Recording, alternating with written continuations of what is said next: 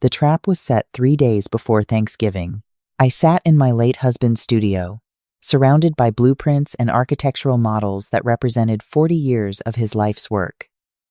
And I knew exactly what I had to do. The hidden cameras were already installed. The lawyer was on speed dial. All I needed now was for them to make their move. But I'm getting ahead of myself. Let me back up. My name is Margaret Chen, though everyone calls me Maggie. I'm 58 years old, and until 2 months ago, I thought I knew my daughter. I thought I understood what kind of person I'd raised.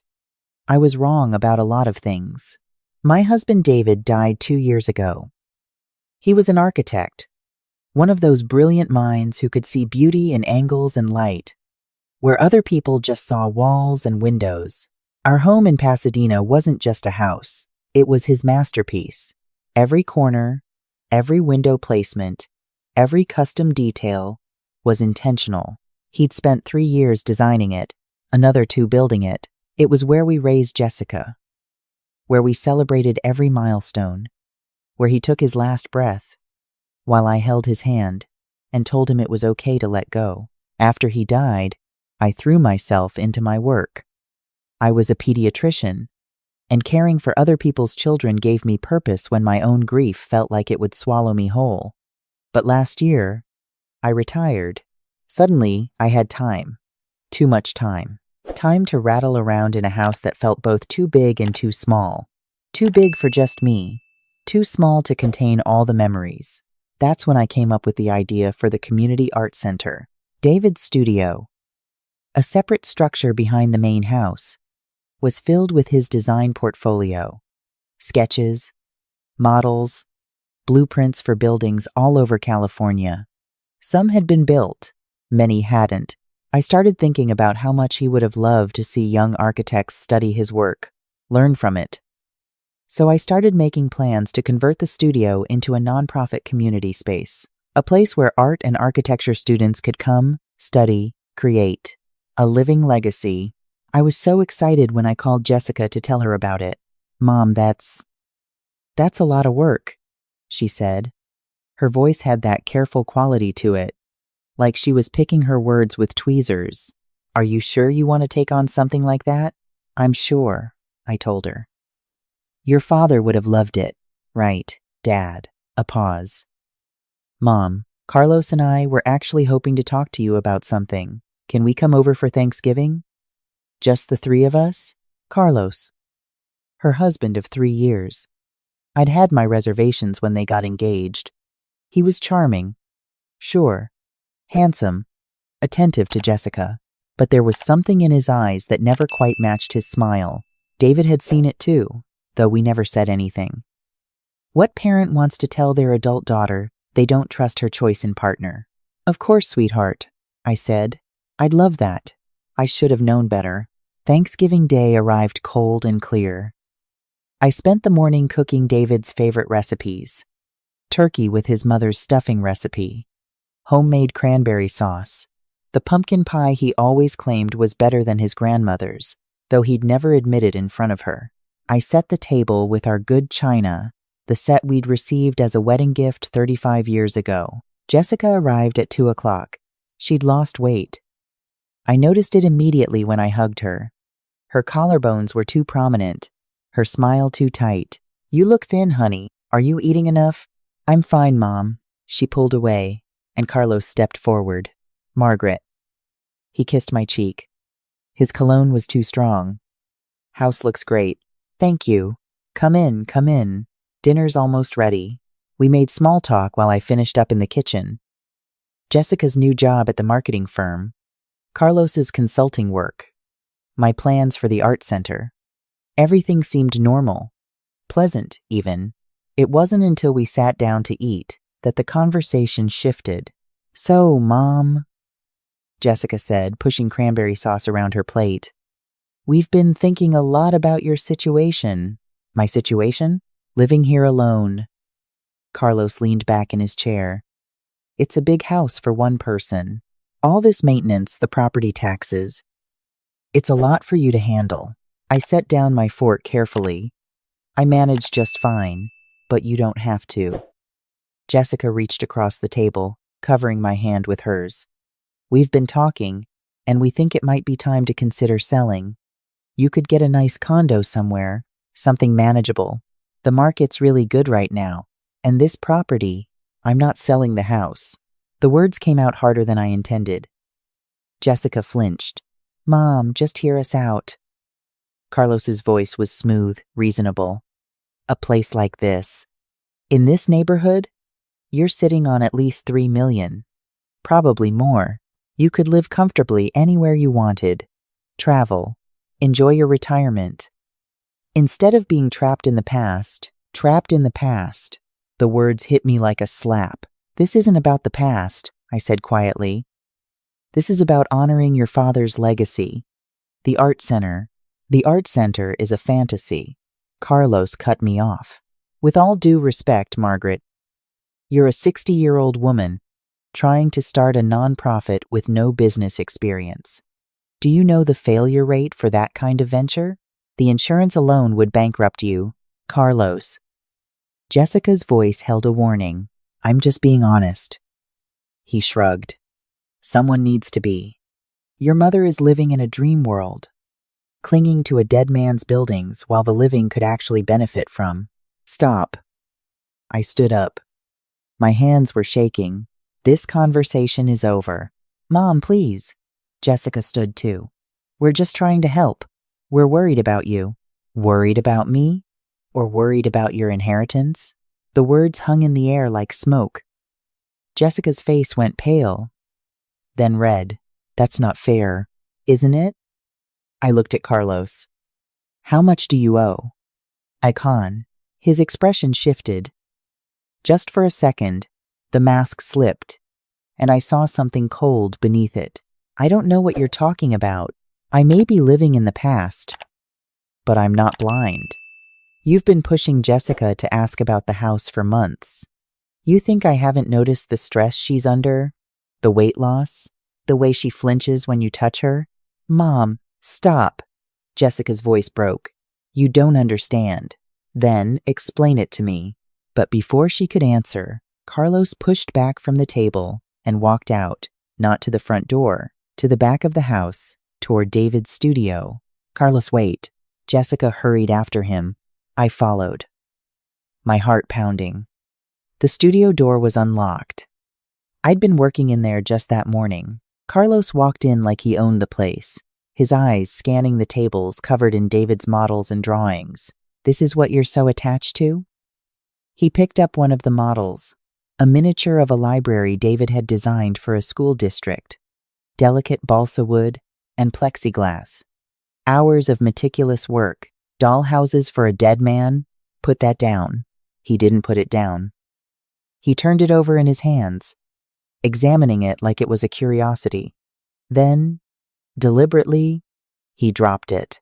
The model shattered against the concrete floor. I don't remember moving. I just remember suddenly being there, dropping to my knees, trying to gather the pieces. Behind me, I heard Jessica gasp. Carlos, what the hell? But he was already moving to the next table. The table where David's master portfolio sat. 20 years of designs, proposals, sketches, irreplaceable. Stop!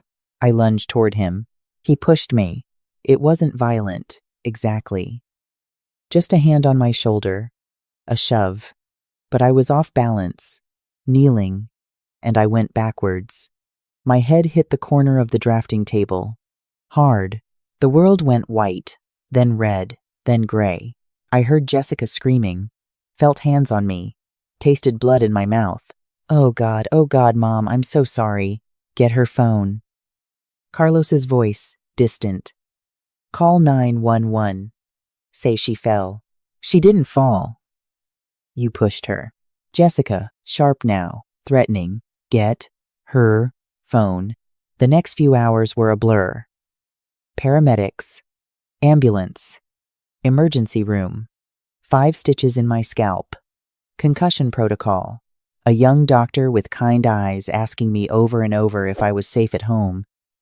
If someone had hurt me, if I needed help, I told him I fell, It was easier than the truth. Easier than admitting my own daughter had stood there while her husband destroyed her father's work and assaulted her mother. Easier than facing what that meant. They kept me overnight for observation. Jessica didn't stay. She texted once. "Mom, I'm so sorry. We shouldn't have come. I'll call you tomorrow." She didn't call tomorrow. I lay in that hospital bed, staring at the ceiling, and I felt something shift inside me. The grief I'd been carrying for 2 years.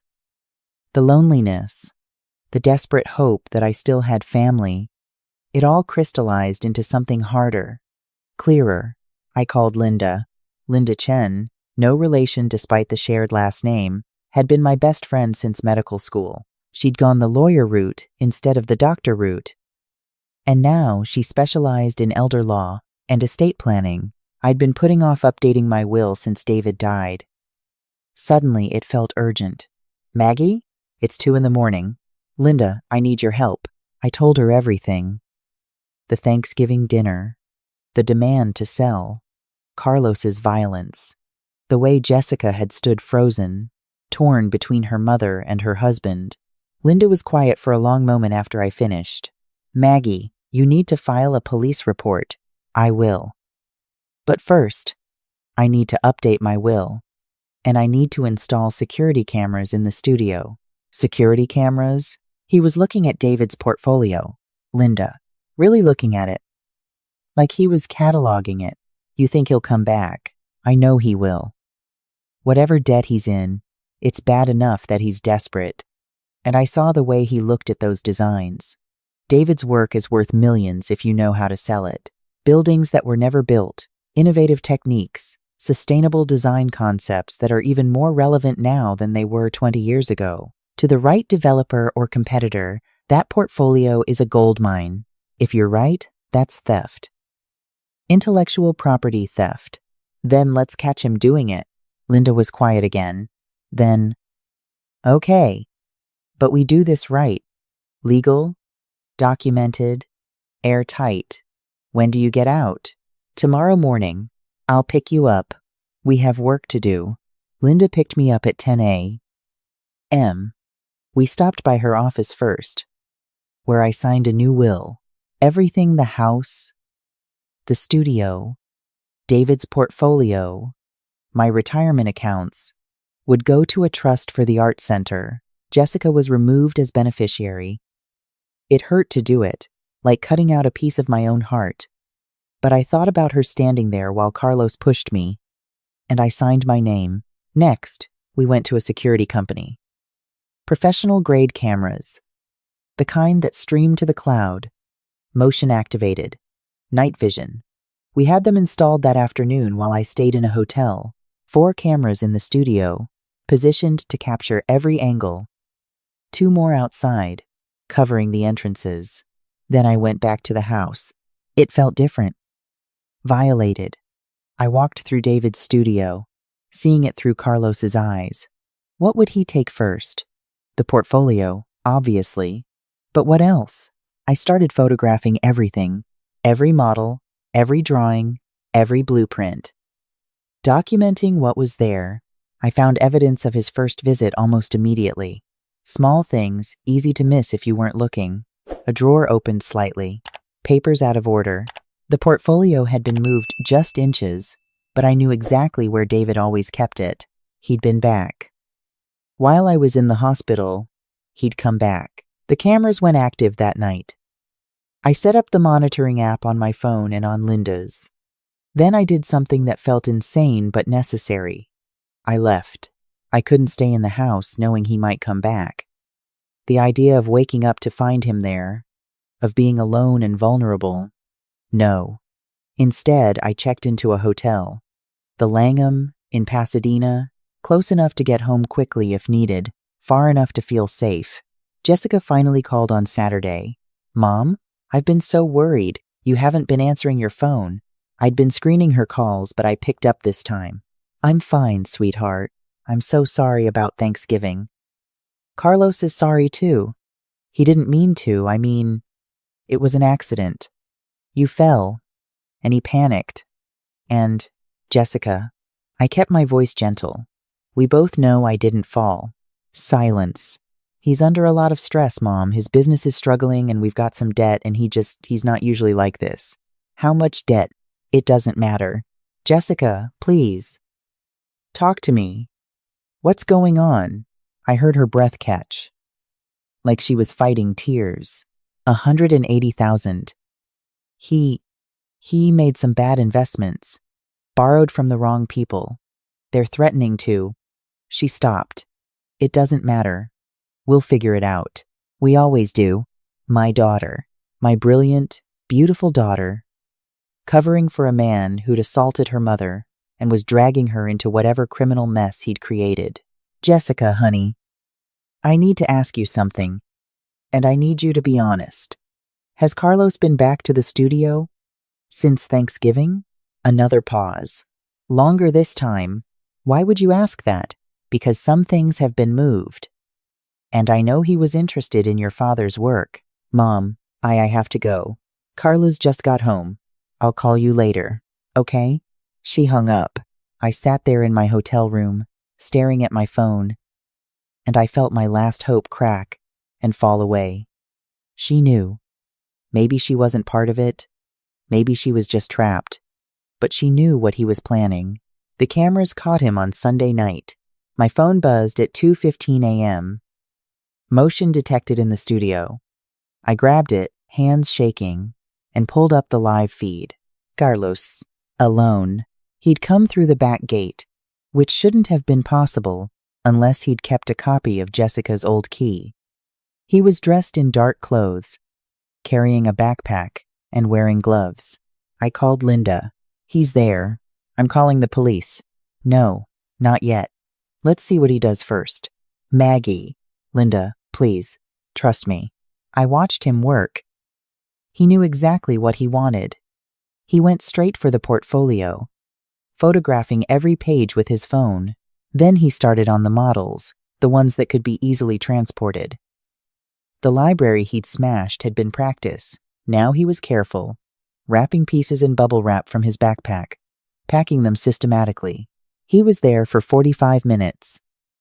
By the time he left, he'd taken 3 models and photographed the entire portfolio. The cameras caught everything. His face, his actions, the premeditation of the gloves and backpack, the deliberate theft. Now, I told Linda. Call them now. But Linda was already ahead of me. Already done. They're meeting us at your house in 20 minutes. Get there. I'm on my way. I drove home with my heart in my throat. The police arrived just after I did.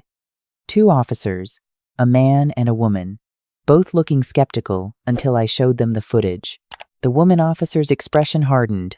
Mrs. Chen, this is breaking and entering at minimum. With the intellectual property theft, this could be serious charges. You said he assaulted you on Thanksgiving? Yes. I have the ER records. We're going to need you to make a formal statement. All of it. So I did. I sat in my kitchen with those 2 police officers and Linda, and I told them everything. The demand to sell the house, the destroyed model, the push and the head injury, the debt Carlos owed, the theft of David's work. I gave them copies of the security footage, the ER reports, David's copyrighted design documents proving ownership of the intellectual property. They were thorough, professional. By the time the sun came up, I'd signed statements, and they'd opened an official investigation. We'll be contacting your daughter and her husband. The male officer said, If you're not comfortable staying here, I'll stay with her, Linda said firmly. She won't be alone. After they left, I sat in David's office, looking at the empty spaces where the models had been, and I cried for the first time since Thanksgiving. Not for David, not for myself, for Jessica, for the daughter I'd lost to a man who'd turned her into an accomplice in his crimes. They arrested Carlos on Tuesday morning at his apartment. Jessica called me from the police station, hysterical. Mom, what did you do? They arrested Carlos. They're saying he broke into your house, that he stole Dad's designs. Did he? He was just we needed. Her voice broke completely. How could you do this? He's my husband. Jessica, listen to me very carefully. Whatever you know about what Carlos did, whatever you helped him with or stayed silent about, you need to tell the police right now. You need to protect yourself. Protect myself? From what? From you? She was crying, angry, scared. You did this. You set him up. I documented him committing crimes. There's a difference. I can't believe you. I can't. You've destroyed my marriage. No, sweetheart. Carlos destroyed your marriage the moment he decided his debts were more important than your family. The moment he put his hands on me. And you didn't walk away. I hate you. The words hit like bullets. But I'd been expecting them. Preparing for them. I know. But I love you enough to do this anyway. Get a lawyer, Jessica. A good one. Tell them everything. And for God's sake, file for divorce before Carlos drags you down with him. She hung up on me. The investigation moved quickly. Carlos's apartment yielded the stolen models and hundreds of photographs of David's designs. His computer showed email negotiations with 3 different development companies, offering to sell exclusive access to revolutionary architectural techniques. The emails dated back 6 months long before Thanksgiving. This had been his plan all along. The district attorney charged him with burglary, assault, and theft of intellectual property. With my testimony, the security footage, and the digital evidence, it was airtight. His lawyer tried to negotiate a plea deal. Linda, acting as my victim's advocate, made sure I had a say in the terms. 2 years minimum, I told the DA. And full restitution for the damaged model. And he stays away from me and my property for life. They agreed. Carlos took the plea. 2.5 years in prison, $50,000 restitution, permanent restraining order. I didn't go to the sentencing. I couldn't bear to see Jessica there, standing by him even after everything. Linda told me later that Jessica hadn't shown up either. She'd filed for divorce 2 weeks after his arrest.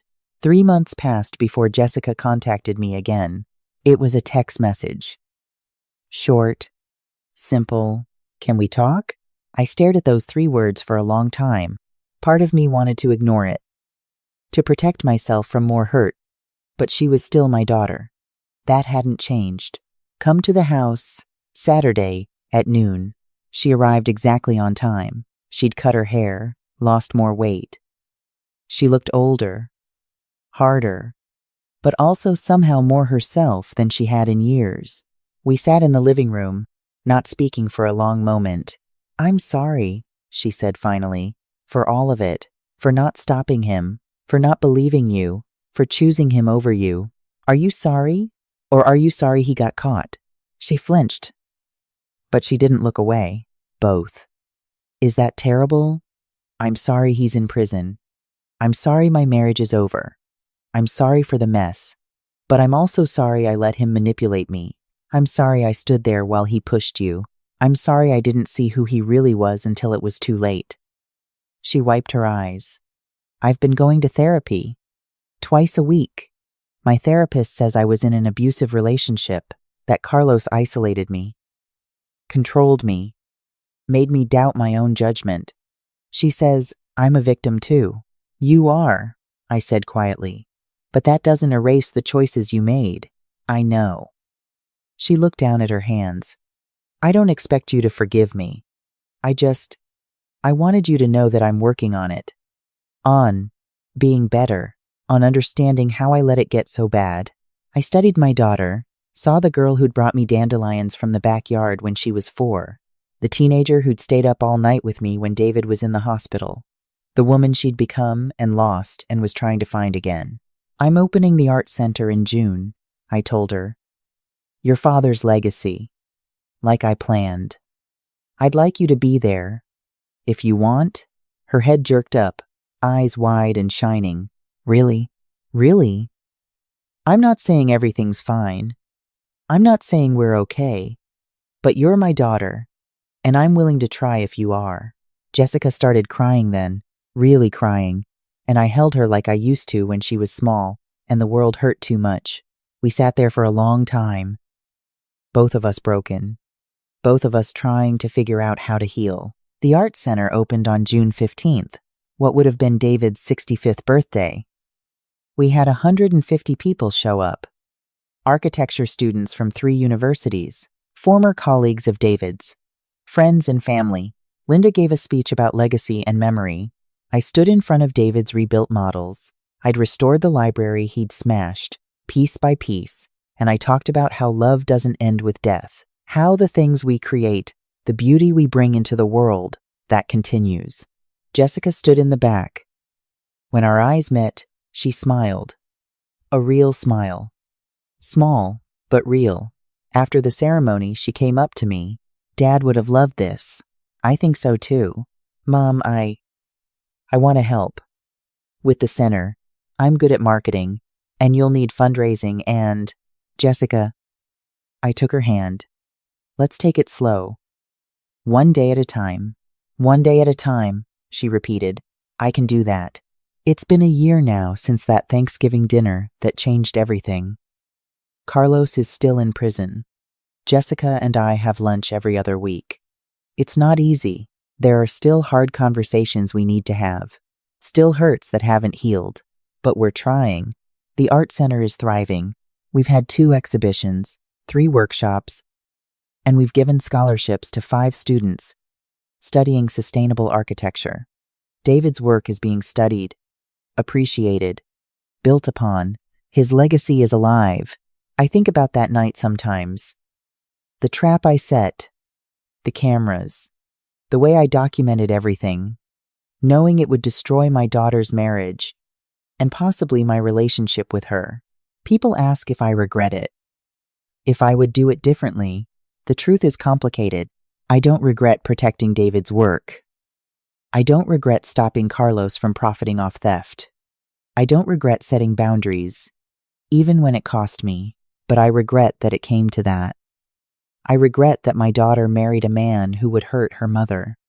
I regret that she felt so trapped she couldn't leave him until she had no choice. Mostly, I regret that we live in a world where saying no to family makes you selfish, where protecting what matters makes you cold, where survival sometimes looks like betrayal. But I'm learning something David taught me when he was designing this house. Strong foundations can bear incredible weight. They can weather storms. They can hold up beauty even when everything around them is falling apart. My foundation was tested. It cracked. It bent. But it held. And now I'm building something new on top of it. Something David would be proud of. Something that honors the past without being trapped by it. The Art Center has a plaque by the entrance. It reads, David Chen, architect. He built spaces for people to dream. This center stands as proof that some legacies can never be stolen. I look at it every morning when I unlock the doors, and I remember that I'm not living in the past. I'm honoring it while building a future. And that's not selfish. That's survival. That's love. That's enough.